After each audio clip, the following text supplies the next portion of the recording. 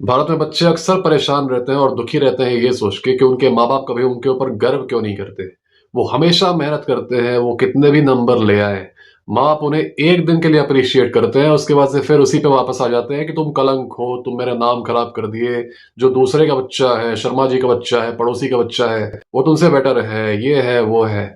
अक्सर बच्चे आंखों में आंसू लेके अपने माँ बाप से खुद पूछते हैं कि मैंने इतना कौन सा बुरा काम कर दिया, मैंने तो ये मेहनत की, वो मेहनत की, एग्जाम मुश्किल है इसलिए नहीं ला पा रहा हूं मैं number, but I am still trying. आप मुझे कभी अप्रिशिएट क्यों नहीं करते हो, कभी मुझ पर गर्व क्यों नहीं करते हो, what is your problem with me.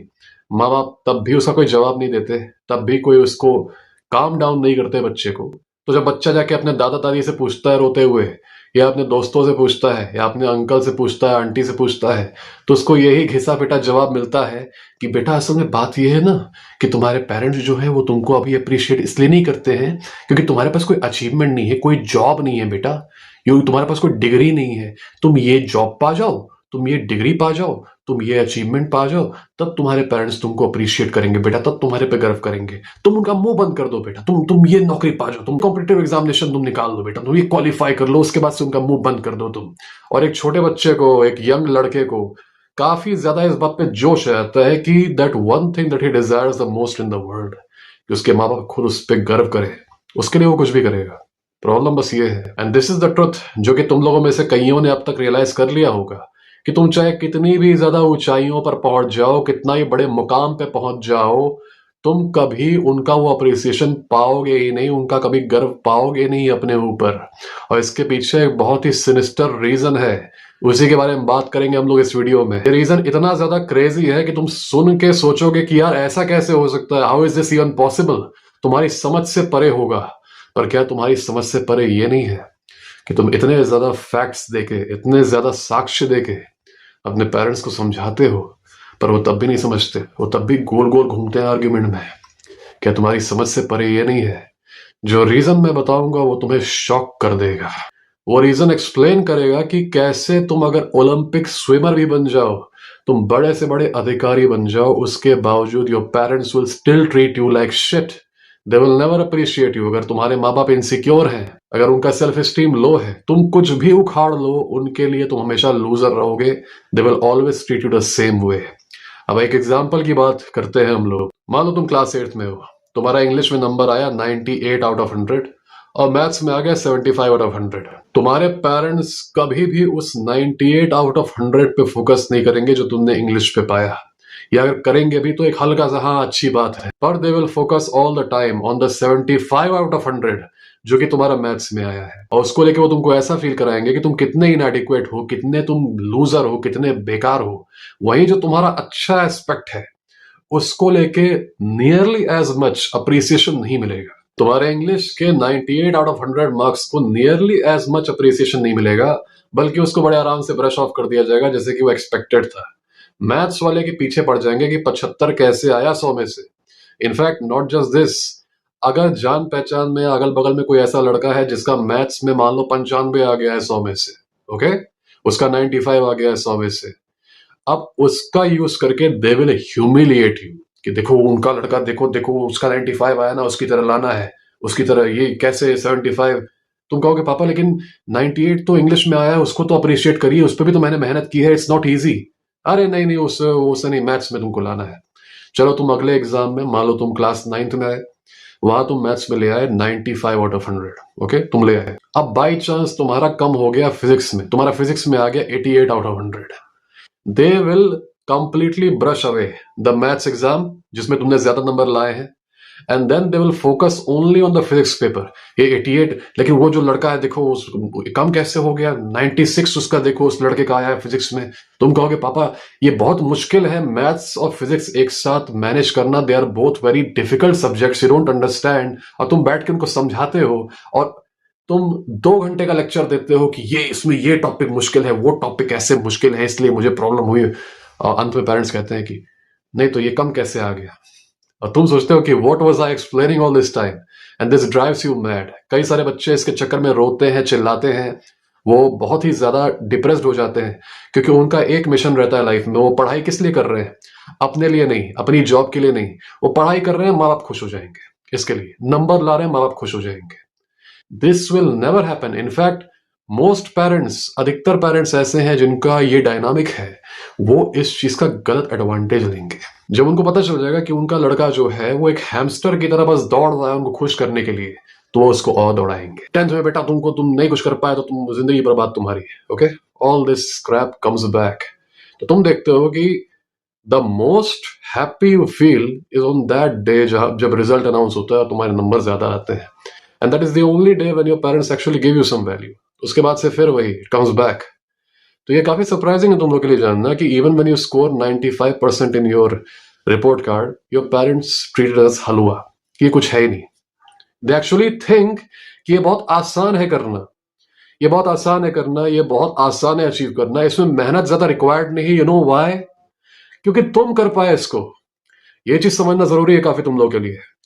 क्योंकि तुम इस चीज को कर पाए इसका मतलब यह है कि ये चीज इजी होगी, ये मुश्किल नहीं होगी।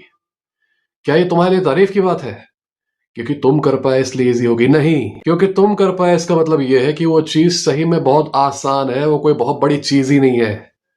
This is how low certain parents think of their children. अब ये चीज मैं बताता हूं ऐसा होता क्यों है। Look, in general if you're an average man, तुम्हारा सेल्फ स्टीम लो रहेगा ही रहेगा। दुनिया इसी तरीके से प्रोग्राम्ड है कि मासेस का सेल्फ स्टीम लो रखा जाए। Okay, and it is for reason, will talk about the reason in some separate video. Masses का सेल्फ स्टीम लो रखना जरूरी है, और जो भी मासेस में से थोड़ा सा अपना सेल्फ स्टीम बढ़ा लेता है उसको ओवर स्मार्ट ब्रांड किया जाता है। उसको कहा जाता है कि इसके अंदर एटीट्यूड है। ओवर स्मार्ट हाई माइंड को भी एड्रेस करेंगे सेपरेट वीडियो में। ऐसे में there is an entire policing going on, जहां पर कोशिश की जा रही है कि the masses always have low self esteem.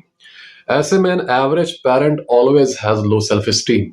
एक एवरेज पेरेंट बच्चे पैदा इसलिए करता है क्योंकि सब पैदा करते हैं, वो शादी भी इसलिए करता है क्योंकि सब करते हैं, as compare to a conscious person जो कि शादी तब करता है जब उसे सही में लगता है कि okay this woman deserves me, this woman deserves to be my wife, we can have a good family together. No no no no, the average person marries because everyone else is marrying. Age हो गई है तो जैसे life में एक check point है उसके, वो पहले से डिसाइडेड है कि शादी करना ही करना है, इसलिए वो करता है। सेम थिंग बच्चे, वो इसलिए बच्चे पैदा नहीं करता क्योंकि उसको लगता है कि his blood line would actually be great, या फिर उसको अपने खून पे, अपने डीएनए पे कोई प्राइड महसूस होती है कि I am continuing my blood line because I deserve to continue my blood line. बच्चे भी इसलिए पैदा करता है क्योंकि सब करते हैं, समाज उसको प्रेशर बना रहा है, रिश्तेदार आके बोल रहे हैं खुशखबरी कब सुनाओगे। Don't you guys find it cringe? Isn't this an invasion of your privacy? मुस्कुरा मुस्कुरा के शर्मा शर्मा के so called sanskari people asking when are you impregnating your wife. पर obviously this is not degeneracy, क्योंकि वो कर रहे हैं ये चीज संस्कारी है अभी भी। ऐसे में वो बच्चे भी अगर पैदा कर रहा है तो वो इसलिए पैदा कर रहा है because everyone else is doing it, इसके पीछे कोई पर्टिकुलर रीजन नहीं है। इसलिए जब ये बच्चे पैदा करता है तो इसका जो बच्चा है वो मीडियोकर रहता है। ओके, अगर बच्चा खुद से कॉन्शियसली मेहनत ना करे ना तो ये अपने बच्चे को कोई एक्स्ट्रा टैलेंट नहीं सिखाएगा, कोई अपना फिजिकल परसूट्स नहीं सिखाएगा, स्पोर्ट्स में अच्छा नहीं करेगा, उसे कॉन्फिडेंस बिल्ड नहीं करेगा, उसे कम्युनिकेशन स्किल नहीं अच्छा करेगा। ये सब काम किसका होता है? एक पिता का काम ये होता है सबसे पहला कि अपने बेटे को सबसे बड़ा वेपन दे इस वर्ल्ड में, वो है confidence. Okay, this is very powerful weapon and ideally your father should be able to teach you this. तुम्हें किसी और आदमी के पास जाने की जरूरत नहीं पड़नी चाहिए। किसी और आदमी जाके पूछ रहे कॉन्फिडेंट कैसे बने, बात कैसे करें, खड़े कैसे हो, बॉडी लैंग्वेज कैसा होना चाहिए। This is something your father should be teaching, and I expect you guys to do the same. When you have your son, you should be the one your son should be coming to learn all this about masculinity. खड़े कैसे हो, body language कैसा होना चाहिए, आवाज कैसी होनी चाहिए, कम्युनिकेशन स्किल्स कैसी होनी चाहिए। यही जरूरत है कि ऐसा टाइम आ जाए जब लड़के अपने पापा से पूछ सके। यही चेंज लाना है मुझे कि sons can turn to their fathers and the father is able to answer these questions about some of the most fundamental things about being a man. लेकिन एवरेज पेरेंट्स में ऐसा नहीं होता। बच्चे को जिंदा रखते हैं और फोन दे देंगे, टीवी दे देंगे ताकि बिजी रहे उसमें बच्चा। दैट इज वेरी पैसिव कि हाँ I am giving you food, I am sending you to a school जो कि वैसे भी तुमको इंडोक्ट्रिनेट कर रहा है। स्कूल में क्या हो रहा है उससे मतलब नहीं। कई सारे पेरेंट्स से पूछ लो उनका बच्चा किस सेक्शन में, किस क्लास में, कई बार क्लास भी नहीं बता पाते। It's very funny right? Section तो दूर की बात है। तो दे आर वेरी पैसिव। ऐसे पेरेंट्स को ये फील नहीं होता कि वो खुद डिजर्व करते हैं ग्रेटनेस। ओके, वो खुद लायक है किसी के, इसीलिए क्योंकि उन्हें लगता है कि वो खुद किसी लायक नहीं है। वो खुद बहते आए हैं लाइफ में, उनका खुद सेल्फ स्टीम काफी लो है। बच्चा उनका क्या है? The child is an extension of them, right? He is an extension of their DNA. तो इनको लगता है कि जैसे ये डिजर्व नहीं करते ग्रेटनेस, ये डिजर्व नहीं करते कोई एक्चुअल रिकग्निशन, इनके अंदर खुद कोई टैलेंट नहीं है, तो वैसे ही जो इनका बच्चा है उसके अंदर भी कोई टैलेंट नहीं है, उसको भी रैट रेस में डालना जरूरी है ताकि वो जिंदा रह पाए बाद में जाके। He can बेयरली get through life. Okay, किस तरीके से उसका कुछ किस्मत खुल जाए, वरना वो लड़का तो चोमू है, वो कुछ कर नहीं पाएगा। भगवान की कृपा होगी तभी वो कुछ कर पाएगा। कई सारे लोग इस टॉक्सिक बिहेवियर को आशीर्वाद मानते हैं। जब कुछ माँ बाप पब्लिकली अपने ही बच्चों को गालियां देते हैं, इंसल्ट करते हैं कि अरे ये तो कलंक है मेरे परिवार पे, अरे ये तो कुछ नहीं कर पाएगा, ये तो बेकार है, लफंगा है। अक्सर माएँ बहुत करती हैं ये चीज, पब्लिक में बेइज्जत कर देंगी बच्चे को अपने। उसकी भी कुछ इमेज है, he is also an individual. Personal dignity नाम की कोई चीज होती है, वही चीज आप पर आ जाए लौट के ना। Most of these people who dish out these things to their sons और डॉटर्स, वही पलट के अगर बोल दें, दे लूज देयर माइंड्स। तो there is normalized bullying of these people. इनको खुद फील नहीं होता कि इनकी ब्लड लाइन लायक है, कि ये टैलेंटेड हो, इनको रिकग्निशन मिले, इनको प्यार मिले। और ऑब्वियसली क्योंकि ये लायक नहीं है तो इन्हें लगता है कि इनका लड़का भी लायक नहीं है। ओके, ये सेल्फ स्टीम एक्सटेंड हो रही है, लो सेल्फ स्टीम जो है ये एक्सटेंड हो रही है बच्चे तक। मैं नहीं कर पाया, मेरा बेटा भी नहीं कर पाएगा, वो भी लायक नहीं है। लेकिन प्रॉब्लम यह है कि एक पॉइंट पे आता है डिसोनेंस इस माइंडसेट में, इस वर्ल्ड व्यू में, जब इनका बच्चा लेट्स से ले आता है 95% अपने एग्जाम में, या ले आता है इंग्लिश में 98 आउट ऑफ 100। ये तो मानते थे कि ये लूजर है और बाय एक्सटेंशन इनका बच्चा भी लूजर है। अब दोनों चीजें कैसे पॉसिबल है यार? एक तरफ तो मेरा बच्चा लूजर है, दूसरी तरफ उसने इंग्लिश में 98 और 100 ले आया। ये कैसे हो सकता है यार? I am believing that my son is a loser but the reality shows me otherwise. ऐसा क्या हो रहा है? ऐसे में ये मानना कि इंग्लिश का पेपर हलवा आया होगा, या फिर ये मानना कि अरे उसने चीटिंग की होगी, या फिर टीचर से फेवर मिल गया होगा, या सिंपली किस्मत खुल गई होगी, लकी हो गया होगा पेपर उसका, ये मानना ज्यादा आसान है as compare to I was wrong about my son. Okay, they will never ever accept that they were wrong, ever. वो कुछ भी उल्टा पुल्टा बहाना बना लेंगे, पेपर आसान आया होगा तभी उसका इतना नंबर आ गया, वरना आता नहीं यार, वो तो झंडू है। अच्छा, हो सकता है लकी हो गया हो, किसी से चीट कर लिया होगा, देख लिया होगा। This is what this type of parents think. उनको लगता है कि अगर उनका बच्चा सक्सीड भी कर रहा है तो that is because of the stroke of luck, या फिर जिस एक्टिविटी में वो सक्सीड किया इसका मतलब वो एक्टिविटी इतनी मुश्किल थी ही नहीं, भले ही मुश्किल थी, पर क्योंकि तुमने सक्सीड किया, you are not meant to succeed. How did a peasant like you succeed? And because a peasant like you succeeded, इसका मतलब वो एक्टिविटी लो लेवल थी, वो हलवा थी, वो उतनी मुश्किल थी ही नहीं। क्योंकि वो एलिट्स के लिए होती, दी अल्फास, अगर वो एलिट्स के लिए होती तो तुम उसमें जीतते ही नहीं। इसका मतलब वो एक्टिविटी ही झंड है। ये चीज तुम लोगों को काफी क्रेजी लग सकती है कि कोई पेरेंट ऐसा माने कि मेरे स्कूल का जो मैथ्स पेपर था, मैंने मैथ्स में 98 लाया, पर पेरेंट्स कुछ समझते ही नहीं, तो उनको लगता होगा कि मैथ्स हलवा सब्जेक्ट है, वो हलवा पेपर आया होगा, बेकार आया होगा, एकदम आसान आया होगा क्योंकि मैंने निकाल दिया। Yes, they actually believe this man. All you guys who qualify competitive examinations and get some really really good colleges, तुम लोग जाके जब तब भी मिसट्रीट होते हो अपने पेरेंट्स के द्वारा, तब भी तुम्हारे पेरेंट्स गर्व नहीं महसूस करते। तुम्हें क्या लगता है? They actually know that you have worked hard. तुम्हें क्या लगता है? They actually understand that you have worked really really hard to get that college? नहीं, उनको ये लगता है कि क्योंकि तुमने निकाल दिया, तुमने क्वालिफाई कर दिया, इसका मतलब ही है कि वो पेपर बहुत आसान रहा होगा। इसका मतलब ये है कि कंपटीशन ओवर हाइप था। अगर तुम्हारे जैसे लोग निकाल ले रहे हैं, इसका मतलब ये है कि that competition was not tough in the first place, it was not valuable in the first place. Why the hell should I respect you then? कभी देखते हो जितने लड़के बॉडी बिल्डर वाले होते हैं, जिम वाले, अच्छी खासी बॉडी बना के, 8 पैक वगैरह बना के, बड़े बड़े शोल्डर्स, बड़े बड़े biceps, they have everything, they never get admired bye their parents. लेकिन वहीं कोई बाहरी लड़का हो, किसी और का लड़का हो, टीवी में कोई एक्टर हो, अरे वो देखो कितना अच्छा बॉडी है उसका। Ever wondered why that happens? They admire those heroes on the TV shows, but when their own son becomes that hero, they take it for granted. Why? क्योंकि mindset यही है कि if a lowly peasant like my son, an inferior specimen, could make his body like this, इसका मतलब ये कि body बनाना आसान है।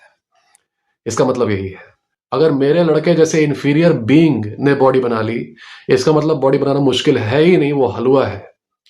और जहां पे तुम्हारी इंफीरियोरिटी प्रिज्यूम्ड हो, वहां तुम कुछ भी करके उस प्रिजम्पशन से निकल नहीं सकते, चाहे तुम कुछ भी उखाड़ लो, तुम दुनिया की सबसे ऊंची ऊंची ऊंचाई पा जाओगे, तब भी यही सोचा जाएगा कि क्योंकि तुमने पाली वो ऊंचाई, तो वो चीज उतनी मुश्किल थी ही नहीं. Because it is very easier to believe that what you conquered was halwa than it is to believe that I was wrong about my son. I was wrong.